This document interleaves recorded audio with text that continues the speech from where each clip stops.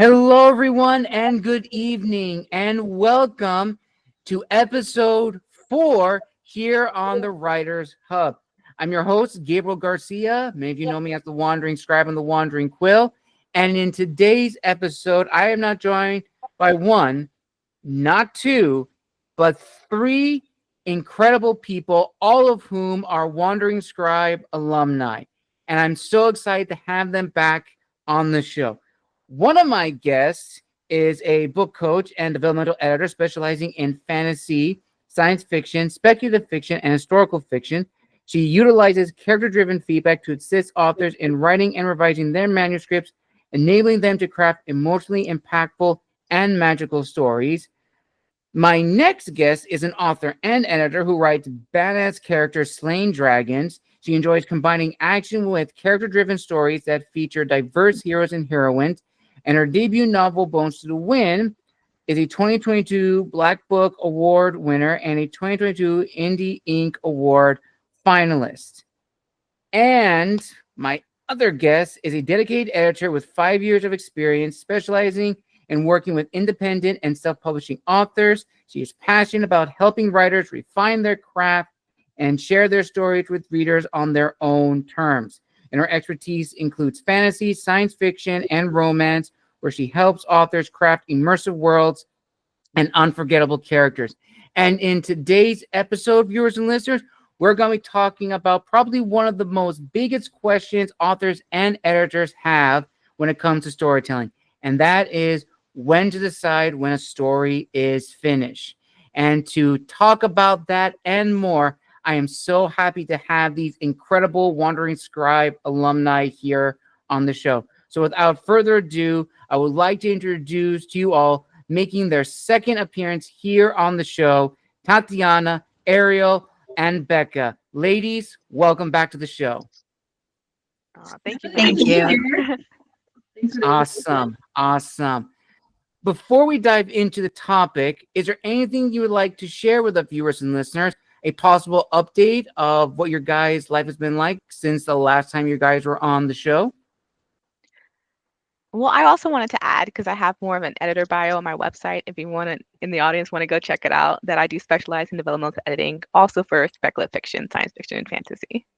Nice. Thank you, Tatiana. Thank you.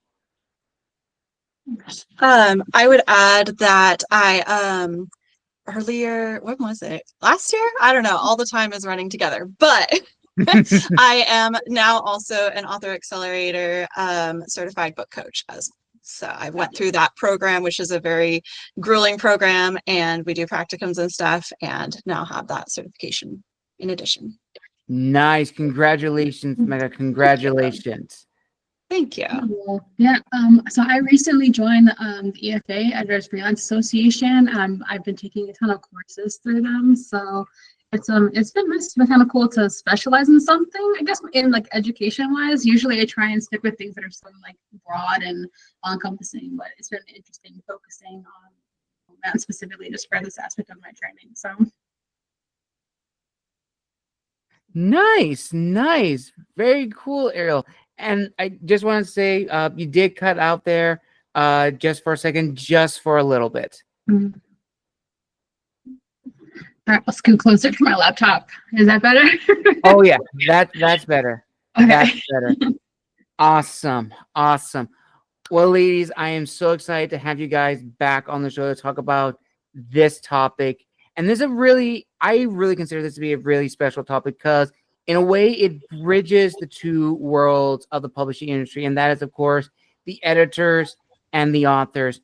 And this particular question is probably the most important one. And that is, of course, when a story is finished and staying true to the original vision, but also knowing when to cut. And I guess as a little starting question from an author's side, and also Tatiana, I think you also can add to this too, is that's probably one of the most grueling things is when to finish the story and when to cut off, because it goes through a series of revisions on its own before we meet an editor, and we want our voice to stay true, but ultimately we also have to have a good rapport with our editors and have that discussion. And I would like to hear you guys' thoughts on that aspect of like the last bit of the writing mindset before, what would go into the next phases, which would be publishing and doing all that stuff. Yeah, sure. I guess that's something we were all just like staring at each other for a hot second. So, so I guess my first thought is always to ask an author, what type of ending do you want to write? Assuming this is not like a standalone romance, because we all know that's like a guaranteed happily ever after, right? So excluding that, then I would say, what kind of impact do you want your ending to have? Like, do you want to have this nice cool down period? Do you want to like cliffhanger it and just like emotionally damage people? Like what's the vibe you want to go for? And then once you kind of nail that down, then you can kind of move to the next step in the process and say, okay, well, after conflict resolution, potentially, where do we see that vibe happening in the second half of the story, this like ending quarter of the story? That's kind of where I start. Mm-hmm. Yeah, I would agree with that as far as like it definitely comes down to what do you want your reader to feel at the very end? What is that last feeling you want them to have? Kind of like an aftertaste, if you will, after you've finished a really good meal. What is that they're still feeling or tasting, if you will? I would also say part of it too can relate back to the beginning. If there's something like a promise, if you will, that you set up for the reader at the beginning where it's like, okay, this thing is going to be addressed or you can expect this sort of story, then you want to deliver on that promise at the end. And, it doesn't have to be an exact reflection of that, but making sure that you do come back around to that so that the reader feels like it paid off in the end. Mm-hmm. I think that is a really good thing to keep in mind as well. Yeah, kind of rolling off of that, I always like to say that you found your ending when the premise has been achieved. So, for example, let's say Lords of the Rings, right? The premise of the Lords of the Rings is, a party going to destroy the One Ring. And while this is a series, because it is different when you have a one book in a series, that it's finished when the One Ring is destroyed. Now, usually when you do have a series, because a lot of our fantasy writers, a lot of our speculative fiction writers, they have series that continue on. That you made it to the end when you have made a major development in moving towards that premise. Sometimes it doesn't always have closure, but you do need a major development or a progress point, so you can wrap it up and close out that first novel or even the second novel. That's actually a really good point, a really good way to word it, because I tried to tell authors that, especially in writing like a series, you have most likely your overarching plot line, but each book needs to still accomplish something, right? And then once you've met that accomplishment, it's time to start thinking, okay, how am I winding down? How am I setting up for book 2? So that's really good point. Oh, you kind of cut out there for last second again, Ariel. I don't think we got the last part what you were saying. So I was just saying that was a good point too. Once we wrap up that like main premise of each book, include like that leads you to that overarching story plot, then it's time to consider how do we wrap up and how do we set up for the next book. Yes, 100%. Very, very true. And I will definitely say I've struggled with endings, especially when they should not set up for series. I've always tried to start books where it's like, okay, it's going to be standalone, but realizing, oh, shoot, I got so much information. I'm going to have to, keep writing. But I definitely think from a writer's point, we need to know when to stop writing and just make the cutoff point. So almost tying back to what all of you guys have said, that satisfying feeling that you want the reader to have. I guess also now the opposite of that, what would you guys consider to be a big ick or be like a downfall of an ending that is not really satisfying? And I'm wondering if you guys have ever come across that in your guys' work. Well, coming from the author side, because you definitely have those two different extreme of authors, and it's a spectrum, right? Most of the time, Yeah. you're in the middle of the pantsers versus the plotters, the Yeah. outliners versus the people who have to kind of explore and discover their way in. So the outliners, they'll have very clear plot points, but sometimes, very often, the things in the middle, like the details or the character development, that also needs to be thought through in regards to Mhm. how that's accomplished by the end.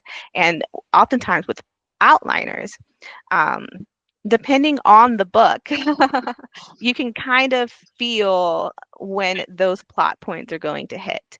So it kind of loses little surprise or a subversion of plot for sometimes when you're reading it. But usually their plot is very strong. Pantsers, they're kind of discovering it. Yeah. They're wading into things, and usually their plot is a little needs tightening up. So sometimes you definitely have different strengths and weaknesses when you're coming from different type of authors and the way that they write. Everyone writes very differently, and Mhm. having editors can help you definitely pinpoint what those strengths and weaknesses are. But everyone definitely has their different things. Yes, very true. Absolutely. Yeah, I would say one thing that can potentially happen is, there are all these threads that are set up, subplots and stuff. And if some of them get forgotten, like say they are pantsing or something, there might Mhm. be some loose threads at the end that they might not even realize were left there, which is why an editor is really great, because they can come along and be like, hey, I was keeping track of these things and this was never addressed or resolved, especially in a standalone. It's different when you have a series. You want to leave some of those threads to pick up in the next one, but it's easy to lose track of that stuff, especially when you know it all in your head, and so you think that you've done it sometimes, but it isn't actually there on the page. So that can be something too, as a whole bunch of like dangling threads or subplots that were never quite resolved. And then I'd say the other one is like if a ending just kind of like goes on forever because the author can't quite find where they want to stop. And so it's like it just keeps going and going and going, and so which is totally understandable, but then it's like where can you bring this thing to an actual stop so it doesn't feel like it's dragging on and the reader will potentially lose interest. Yes, very, very true. Ariel, any add-ons to that? Not much. They kind of took the words out of my mouth, right? Like they're somewhat common problems that authors face. So it's nothing new, nothing surprising, and people shouldn't feel alone, certainly, when those things happen. But speaking to the like the unanswered questions, unanswered threads, like especially in a series, I find that sometimes it's a delicate and difficult balance between planting an Easter egg and maybe posing a premise or a sub premise or something that leads the reader to believe it will be resolved in book one, and then which leads to confusion when it is not. Yes. So there's some kind of like some creative writing that a style of writing that needs to take place there, when I totally appreciate the good Easter egg in chapter 3 of book 1 that pays off in book 3, but there's a kind of an art to it so that you don't leave the reader hanging in confusion at the end. Yes, That is very true. and it also goes a long way in establishing reader trust. So a lot of the times in second and third books, you can have plot lines hanging a little bit longer because at that point you've hooked them. They trust you after the first novel. So that delicate balance, especially with the first novel, is very important, as Ariel said. Yes, 100%. Especially if you're doing like a series, you want it to be engaging. Especially if you're telling an overarching story with multiple characters, multiple subplots, and stuff like that. And I know in today's, for the industry, everything is going to be a series, even if you don't want it to be. And I've seen this discussion pop up, and I would love to hear your guys' thoughts on it, is even if a book is not going to have a direct sequel or start a series, is having an ambiguous ending a satisfying ending for both the author and the editor and reader? Also, I think Sorry, it depends on your genre, because there are certain tropes and stipulations that make it, that genre what it is, and when it comes to endings, like everyone, like romance, you have to have a happily ever after, otherwise it is not a romance. It's like a defining point. But when it comes to like thrillers, mystery, things like that, with like a thriller particularly, there's some good authors out there that are known for, you think you have it all figured out, and then it's like the last 2 sentences and it's all thrown out of whack again. Right. So I think it really depends on the genre you're in, and it also goes back to that original point on what feeling you want the reader to have at the end. Right. And that's a very important question for editors to ask authors, because sometimes there is a big difference between a series and a series with standalone potential. Yeah. Very true. Sorry. Oh, go ahead, Becca. Go ahead.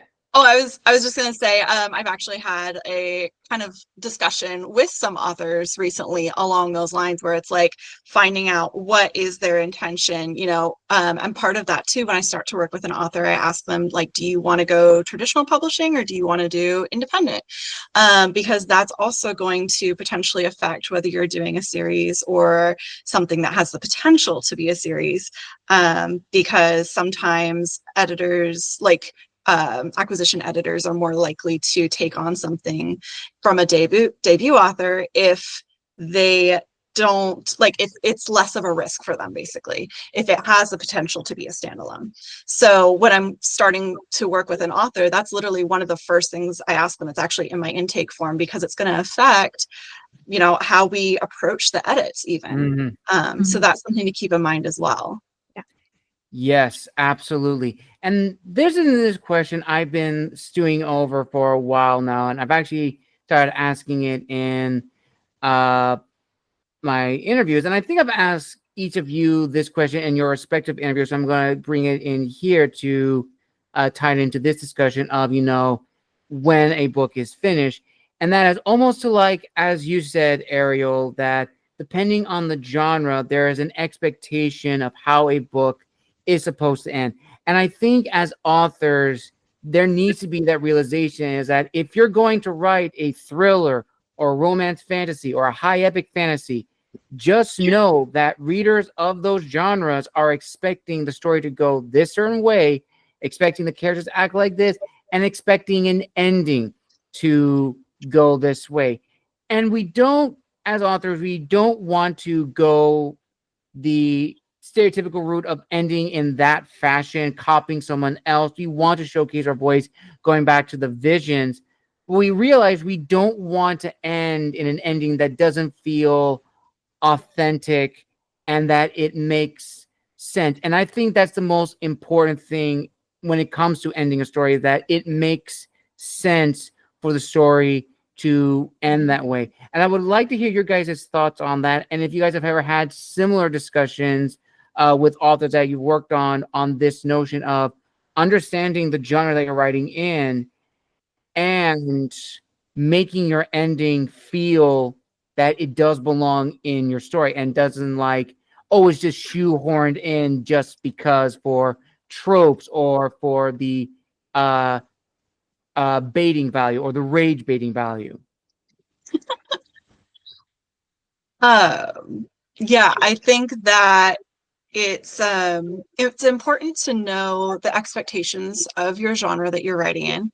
But then, just like with a lot of, that advice for writing and the rules around writing, it's like, once you know them, you can know how to break them effectively. So you don't have to necessarily follow the exact same formula and feel like you're copying and it's just the same as everything else, but you can put your own spin on it and have your own voice and your own style in there because you understand how it works. So part of that is going to be, once you figure out what your genre is that you want to write in, doing research in that genre, read other stuff in that genre, look up what those expectations are, look at reviews and see how readers react to ending of in that genre. So you kind of get an idea of what, the expectation is and how you might potentially put your own twist on that. Yes, and this is also why editors oftentimes specialize in certain genres, because editors have strengths too. So it is important to find an editor that matches your genre, because oftentimes they have a lot of knowledge in regards to the books in that space, currently in this space. Yeah, that's good. Oh no, go ahead, Ariel. Go ahead. I was just gonna say that's like exactly right. Especially like I just had an author who I did a developmental edit for, and one of my first questions obviously is like, what's the genre of this? So obviously meets my specialization, and she didn't quite understand the nuance difference between a fantasy romance and a romantasy. And I was like, well, that's really important for your plot, because there is it's nuanced, but there is definitely a difference. And so we had to really go over that and what her vision was, because it was book 1 of a trilogy, and she had some idea of how books 2 and 3 were going to go, but she was a combo, like in the middle of the road, like Tatiana mentioned, a plotter pantser.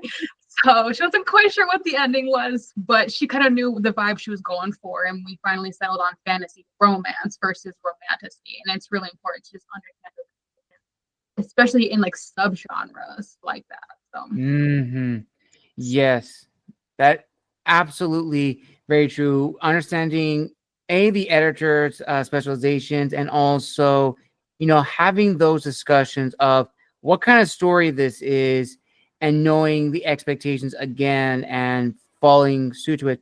And it goes back again to the discussion of, vision, staying true to one's voice, but also realizing that if your book has to end in a certain way, your voice may have to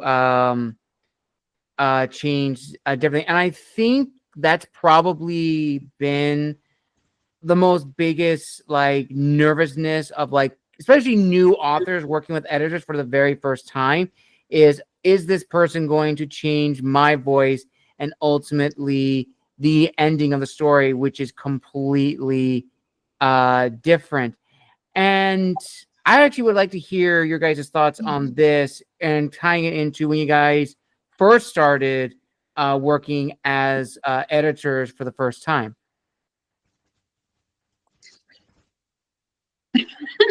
Ariel, go ahead. He looks like whoever wants to go. All 3 of us were staring, and then we all took a break at the same time. Go ahead. Oh man. Whoever wants to go first. Okay. I thought Ariel wanted to go, so I was like, then, someone talking. Oh man, goodness. Ariel, you're frozen a second. Yeah. How about now, okay? Still a little frozen. Go ahead, someone else speak while my computer buffers, I guess. Okay. Yeah, so for me, I guess I'll go first. When I am talking to authors, I want to assure them that I respect their vision, and that the whole point of me working with them is to bring that vision to life and to keep their voice. I'm always telling them it's not my story, it's your story. And so the way I like to approach it is I like to ask a lot of questions to help them like come to the decision or the realization of what they want this thing to do. So lots of like probing questions are like, oh, why do you want that? Why do you want that? Or what does this mean? Or, what is what you envisioned for this? Lots of questions, and then I'll offer suggestions. But at the end of the day, it is your story. You do not have to take a single suggestion I give if you don't want to. But yeah, and for me too, and I'm sure for these other ladies as well, it's like when you are working on someone's work, you are paying close attention to what their style seems to be, what their voice seems to be, or how it's developing, and figuring out how you can support that and really bring that out more. Yeah, sorry, am I unfrozen now? Oh, yes. You're good, Ariel. Yeah. Okay. I was gonna just like add on or continue what Becca was saying, that maybe not so much in developmental editing, but a lot in line editing and copy editing, which I also do. There's kind of an adage where it kind of says that, you know, you'll never know your editor was even there. Like the changes should sort of be silent, and that just means that we're not altering the voice and tone of the overall message. We're just making these silent changes that improve your story. Yeah. Yeah, as an editor, we always want to help you refine your story. There's also one thing I wanted to add in regards to having BIPOC clients and having clients of marginalized backgrounds or diverse backgrounds, in regards to helping them achieve their vision, because a lot of the times there's a cultural sensitivity, and there might be different storytelling styles depending on different cultures. And it's definitely aware as an editor to kind of be aware of these different styles and to help them achieve their vision. Yes, absolutely. And as you guys were talking about this, I actually remembered something a fellow author of mine said, which it got the gears thinking in my head about this discussion. And that is, of course, tying into when a story is finished, is the role of the epilogue. Now, I've heard a lot of kind of differing opinions of the use of an epilogue in a story. Some people that I talked to have said that epilogues are very handy. It adds a little bit more layers to the ending. But I've also heard people say that epilogues have sometimes been used as a cop-out ending or finishing when they can't finish the last chapter and it doesn't end. So you just slap on the epilogue. It's like, there it is. That's the ending. And I would like to hear your guys' thoughts on, in your opinion, the role of an epilogue and tying it into this discussion of when a story is truly finished. Is it the final chapter or is it the epilogue? I'll say that I do not consider the epilogue part of the main story. A lot of the times when I'm either reading for myself or editing, I unfortunately know a lot of heathens out there who don't read prologues and epilogues. And so I always maintain that your prologue and epilogues, for speaking about endings, can't contain super important plot information.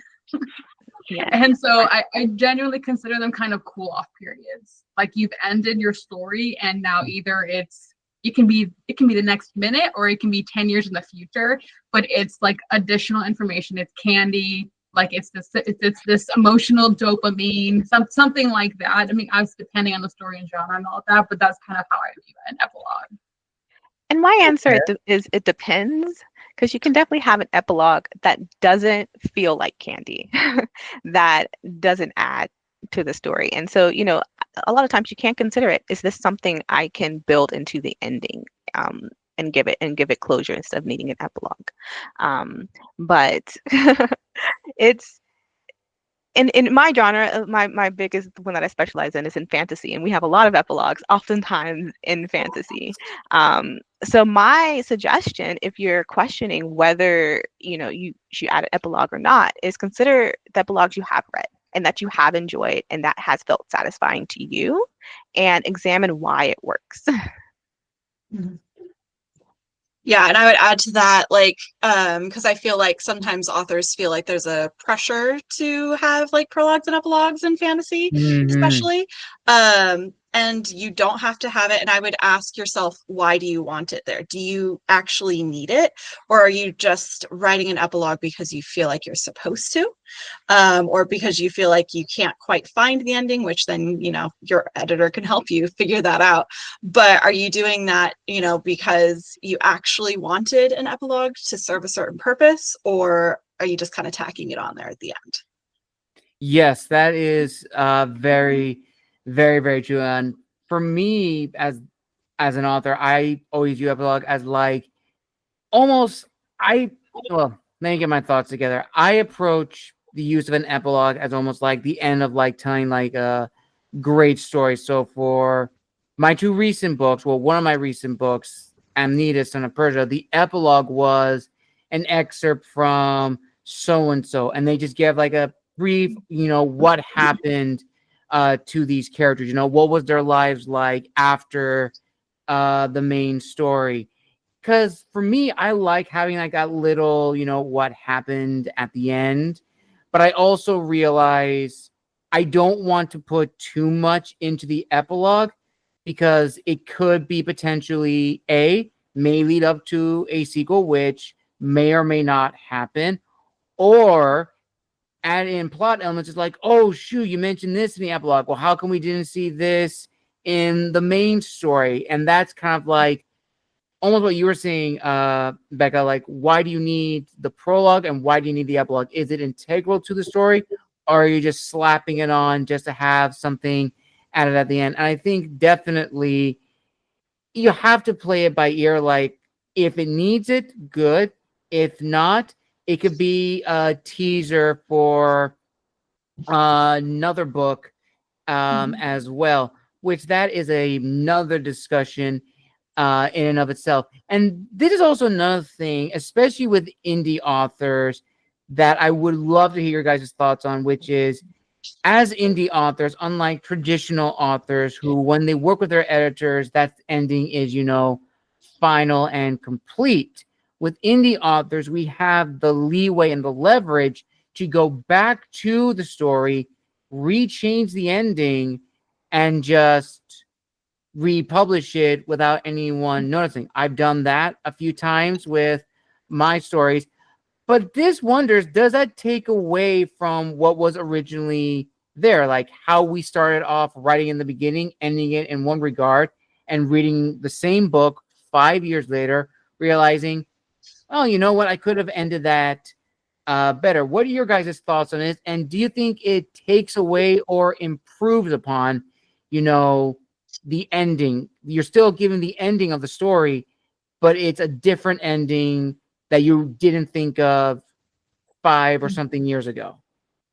I think it depends, especially, so I do work with a lot of indie authors, and depending on your readership and your platform, because it's not unheard of in the indie space, right? That an author might relaunch a book, and usually it's an event saying like, I've relaunched this book, I've put a new cover on it, I've got a new editor, I wrote this book when I was a debut, I didn't really know anything, I didn't get edits at first, thank you for sticking around with me, but I want to show you my growth. I want to, it's usually like a gift to the fans that have supported them and who have brought them this far. That's how I've seen it work really well.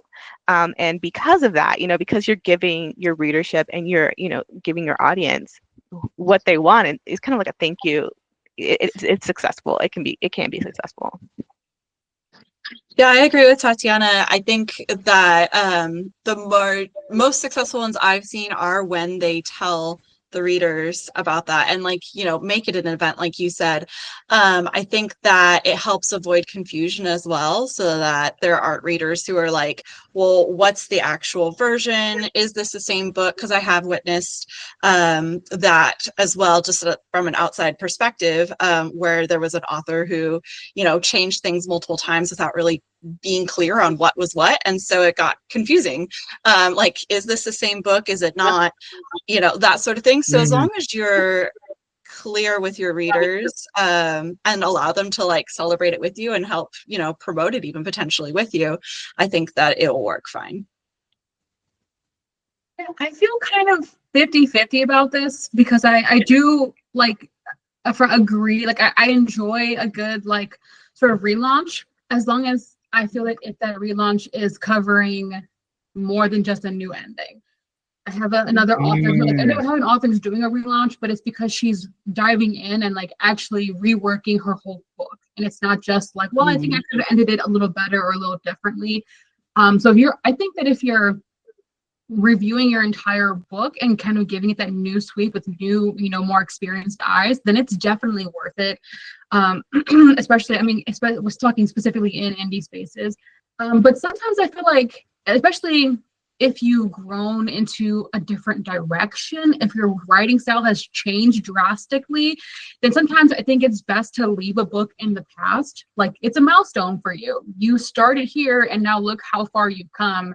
And I think it also just depends on, because some writers change so drastically that their style is so different that even if you went back and tried to rework something, it just wouldn't quite fit. You're two different people trying to like view this book. So Yes, very, very true, Ariel. And almost to give an example, and I think I may have shown this already. So for people who follow me, I do have my next book coming out, which is Decimus, the Wolf of Rome. But people don't know the full story behind that story. So it's one of my COVID books that I wrote during COVID. It's the last of my COVID books. It's a huge milestone.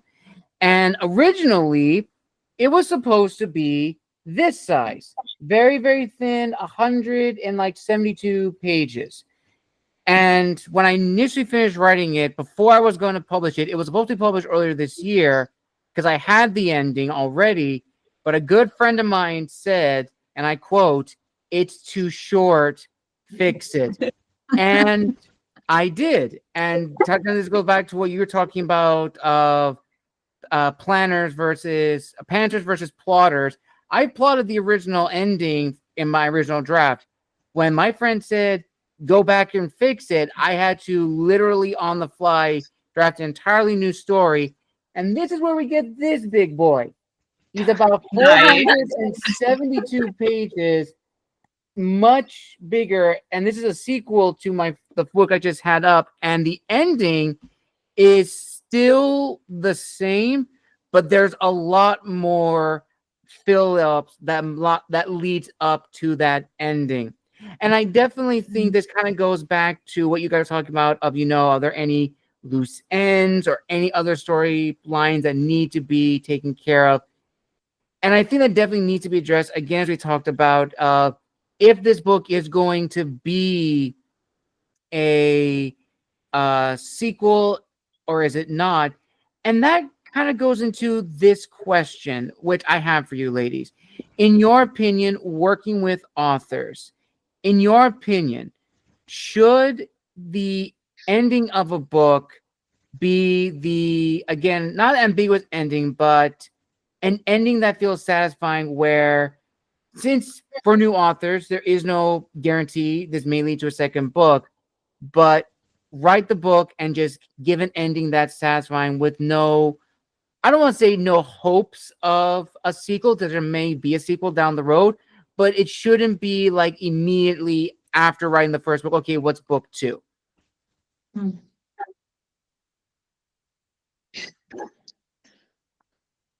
So what was the question?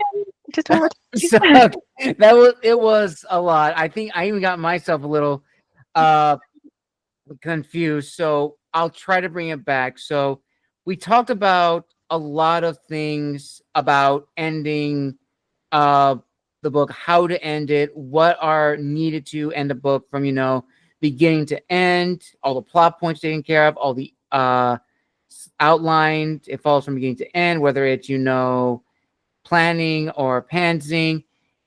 But working with especially new authors, in your guys' opinion, when it comes to ending a story, would you advise an author that you're working with to just end the story without considering, a sequel? Not in a sense of like a negative thing, but don't have it be like, oh, okay, finish with this, what's book 2? Like, have them be in that moment for just that ending.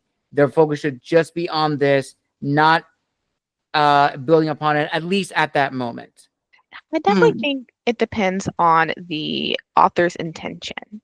Because a lot of the times they go in knowing that, oh, I want to write a series and, oh, I want this to be a standalone. Now, sometimes different genres lend itself a little bit easier than others. For example, you do have like in romance where it might be a series, but you're having a different viewpoint character and a totally completely different story within the series, which is very different format than what you might find in fantasy.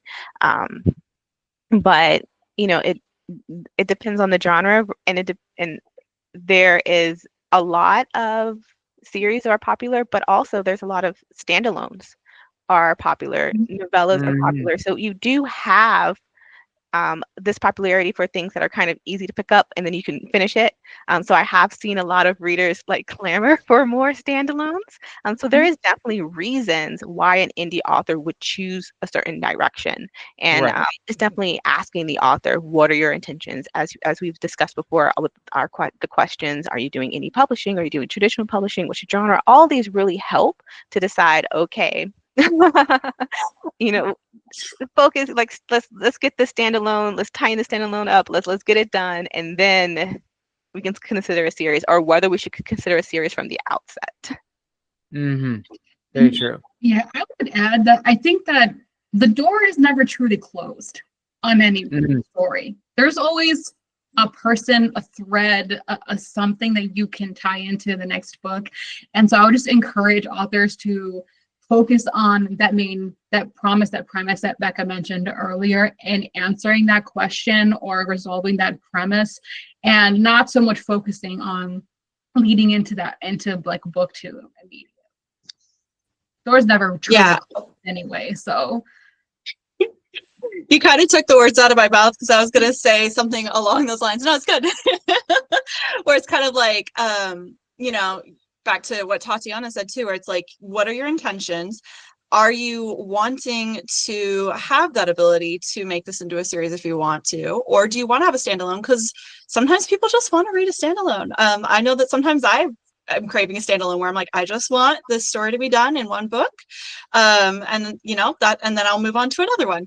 And sometimes I want a series, and it just kind of depends on what mood I'm in. But I would say that if you are wanting to have that ability to maybe later, add to the series, leave that door open a little bit, which is why I said, you kind of took the words out of my mouth. We're talking about doors a lot, I feel like, but like, leave the door open. There's a secondary character that you want to explore. Maybe there's, a little bit where you can show like the world expanding, where it's like, okay, you thought that this is all there was going on in this, fantasy, because I do fantasy a lot, fantasy world, but actually let's, zoom out, and there's more to discover in this world. So you can leave the door open while still making it so that it can be a satisfying ending and potentially stand alone.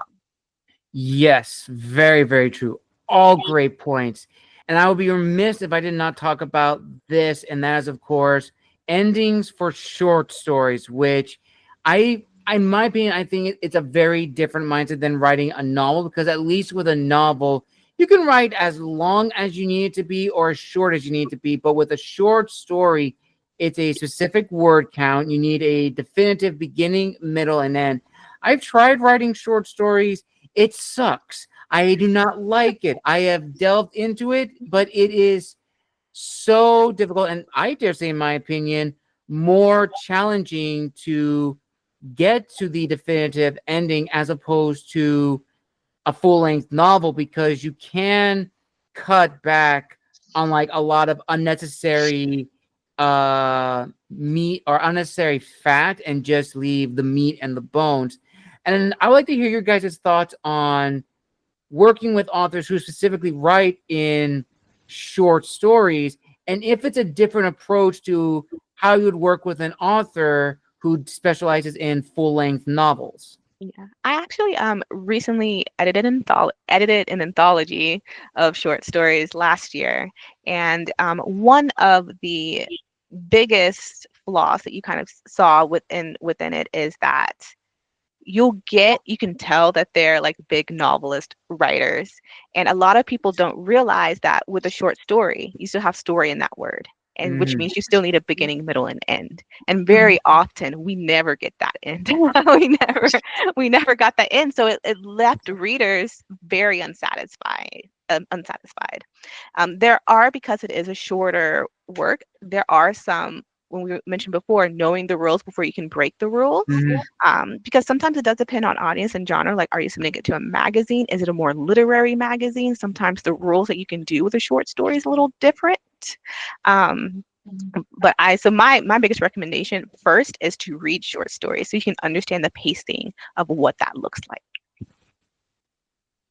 Oh yeah, go ahead, Becca. Sorry. I was just gonna say, I was just going to say, I think something that helps too, because I've worked with an author who does a really great job of writing short stories, and I've worked with him on a couple short stories and novellas and stuff like that. It really helped that they knew what ending they were working toward, because there was no room to wander around and find that ending, right? Because like you said, you have that small word count that you've got to stay in. And so because they knew what they were writing toward, it was very focused and like, okay, I need to, reach this by this certain point. These are the things that I need to have happen. And I know when I've reached the ending because I know what I already have, that envisioned, even if it's not, written out exactly. I know what I'm aiming for. Mm. No, I mean, I was just gonna say, I wish I had the opportunity to edit more short stories because I feel like I would be good at it. Like my clients know me as like being vicious with like my red pen, like don't need that, like irrelevant. I feel like I would just like be successful, just if you need to get your word count down, like I'm your gal because I'm gonna cut your book in half real fast. Oh my gosh, love it, Ariel. Absolutely love it. And this kind of goes into, and oh, Ariel, you're frozen. Okay, there you go. You're better now. This actually goes into something that I've been also thinking about and talking with a lot of good friends of mine. And that is, of course, what's been coming back now is branching stories, almost like the choose your own adventures of the 80s and the 90s. And I'm always amazed by, like, for editing those stories, how do the editors, like, ensure that, not only those endings feel satisfying, but they know, okay, this is like the definitive stop. Or actually, I take that back. It's knowing what is it considered a definitive stop versus a full-on ending in branching, choose your own adventure type stories. Now, I don't know if you ladies have worked on those with clients, those specific types of stories, but I would like to hear your guys' thoughts on if you had to work on a story like that, how would you best approach editing those stories when it comes to the numerous endings? Because most of those stories do have at least 5 or 6, if not 10 different endings that end the story. Does anyone have experience editing those types of books, Allison? I think it would be fun, but I haven't done it. I don't necessarily have experience doing that. But just from, I guess, the top of my head, I imagine that would be a lot of fun because then I don't have to tell you like, no, you can't do that. You're trying to redirect you into the ending that you had planned. Now you can have an ending 1A, 2B, and 3C if you would like. Let's just make sure, I imagine plotters and plotting would be hugely beneficial to this type of storytelling because you have to branch your story at the appropriate moments to lead to those various endings. Mm-hmm. Yeah. And I have not edited one yet, but I would imagine, you still kind of go back to the basics a little bit in regards to making sure you're completing promises and fulfilling promises at the end. Right. One thing I would imagine is that you would want to make sure that every ending feels different and distinct to give it that readability factor so that people feel satisfied when they go back and read to get to another ending. Absolutely, Yeah. very true. I also have not worked on it. I think it sounds super fun. But yeah, I would add that, it opens the possibility to have different, like, how we talked about vibes at the beginning and, different vibes of endings. You could have those different vibes, like one could be a tragedy, one could be more of like that, romantic comedy. You could have the different versions of like, how do you want this to end? Do you want this to be really sad at the end? Do you want it to be really happy? Do you want it to be mysterious? You could have those different opportunities. Yes, very, very true. You could have literally from starting in chapter 1, go to chapter 2. Oh, you fell in a hole and you die. Chapter 3, oh, you live. But in chapter 4 or 5, you automatically just die. You can easily do whatever you want. But ultimately, I think at the end of the day, regardless of how you approach storytelling, whether it's short stories, choose your own adventures, anthologies, what have you, all stories have a beginning, a middle, and an end, and it has to really nail home. Now, endings are 50-50 depending on the readership. You're not always going to resonate with everybody, and that is the truth of the matter. But regardless, you still want to end on some kind of high note. And as a final the topic or final discussion within visions, edits, and knowing when a story is finished, editors are also readers as well. They read numerous stories within their genre to gain experience and expectations of how to give the best advice. So for you ladies, from your expertise, from the genres that you have worked on, in your opinions, what would you say, and you can choose one genre that you've worked on, in your opinion, should be like a blueprint of a satisfying ending that can be used as a model to not necessarily copy, but get an idea, especially from an author's point of view?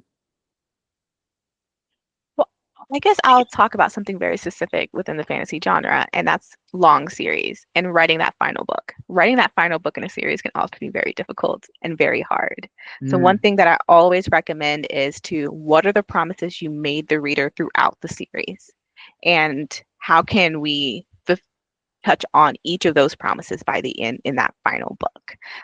So considering that final book and how you can wrap it up to make your readers satisfied.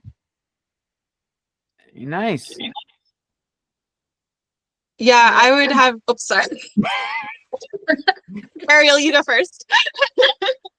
I was gonna approach it from I guess I'll take a standalone romance approach because I handle a lot of those, and I think that it's obviously, as we've all mentioned before, it's all about that promise and that premise and resolving that at the end.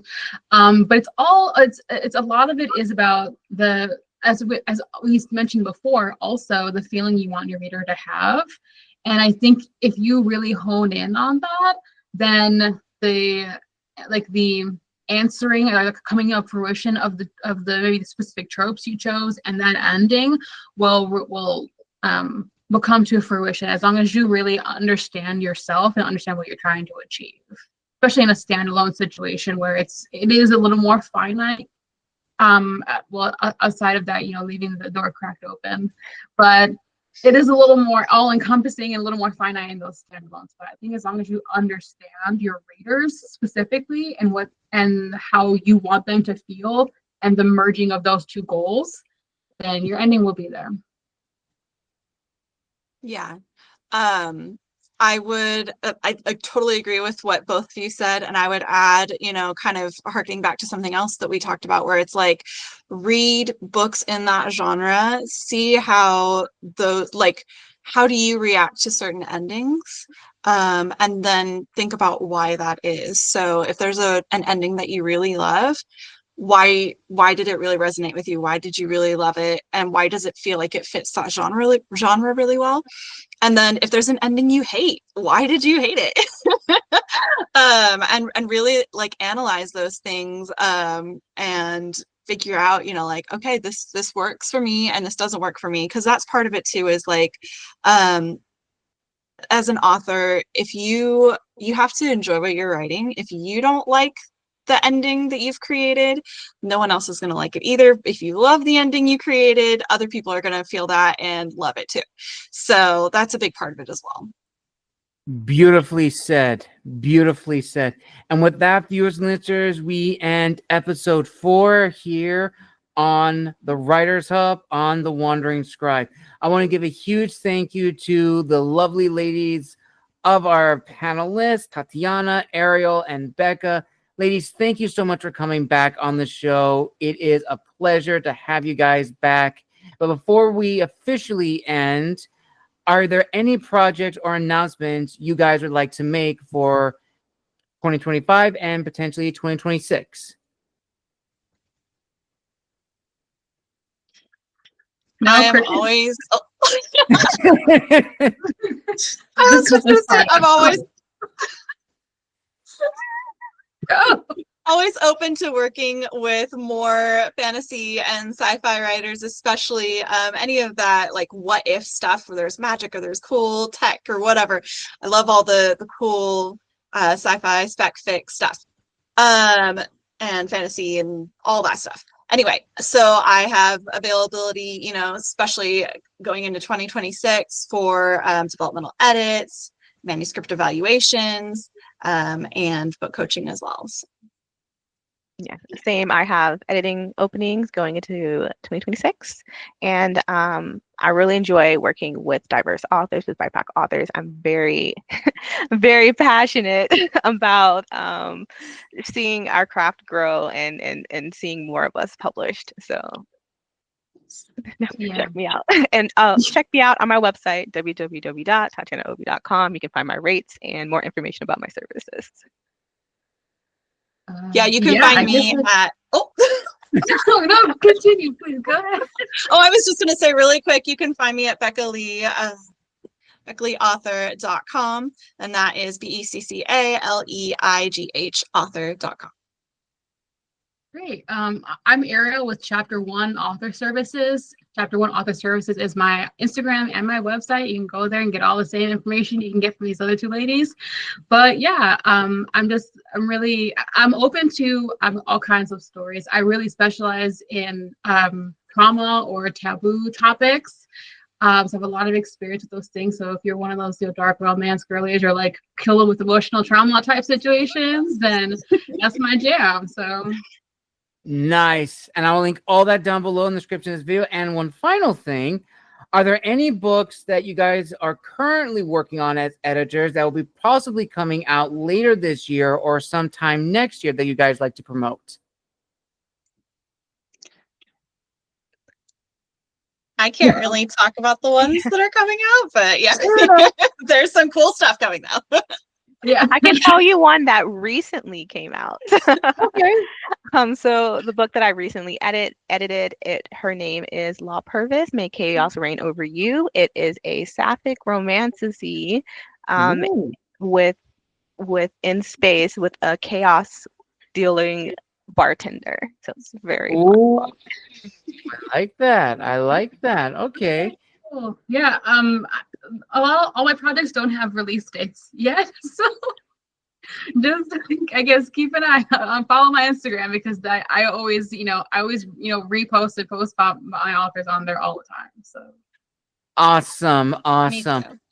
And one final note, viewers and listeners, if you would like to check out all of these lovely ladies in their own author and editor interview, I will either link all three up here or I will link the author playlist and the industry playlist right here to go and check them out. These lovely ladies are absolutely incredible. I cannot say enough great things about them. So if you are an author looking for an editor, I highly recommend checking out all of these incredible ladies. You will not be disappointed. And on that note, we officially end this amazing episode here on The Wandering Scribe. Again, a huge thank you to Tatiana, Ariel, and Becca for coming back on the show. And viewers and listeners, if you'd like to see them back in another interview, if you really want them back, comment down below and I will try to make it happen. So make sure to follow me on all my social media, my website, Instagram, LinkedIn, everything to stay up to date with all new information. And as always, this is The Wandering Scribe and The Wandering Quill signing out. Wish you all a wonderful day wherever you are in the world. Have a wonderful evening, and we'll see you all in the next episode.